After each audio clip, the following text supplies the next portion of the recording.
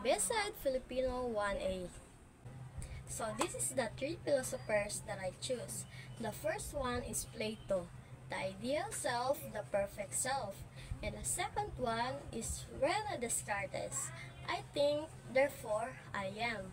And the third one is Maurice Merleau-Ponty. We know not through our intellect but through our experience. So why I choose these three philosophers? Because these three philosophers reflect in my life experience. So the first one is Plato, the ideal self, the perfect self. So, kagaya sa akin, yung sa school, kahit minsan na-stress na kami sa mga reportings, minsan ako na-stress din ako sa mga reportings, pero instead na ipakita ko sa kanila na na-stress ako, yung ginagawa ko po is remain calm and always think positive po. Huwag po natin ipakita sa kanila na nahihirapan po tayo. So, the second one is Rene Descartes. I think, therefore, I am.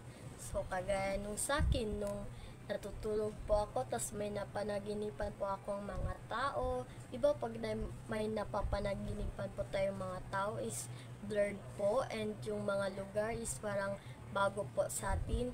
Ganon din po ako. So, minsan po gusto ko po yun i-clarify, ganyan, pero wala po talagang proof, kaya nauwi po talaga sa overthink. So, the third one is Maurice Merleau-Ponty. We know, not through our intellect, but through our experience. So, yung nangyari po sa akin is nung way back 2020 is yung nakulong po yung tatay ko. And then, I became a working student when I was grade 11. And sobrang hirap po talaga. Nung pagkulong na tatay ko is parang na-open po yung mind ko na kailangan ko po mag-work and tumulong sa nanay ko kasi sobrang hirap po talaga ng buhay namin. And dun po is, yung pagkulong po ng tatay ko ay parang natuto po talaga ako sa buhay. Ganun po. Again, I am Kyle Angel F. De La Cruz from Beside Filipino 1A.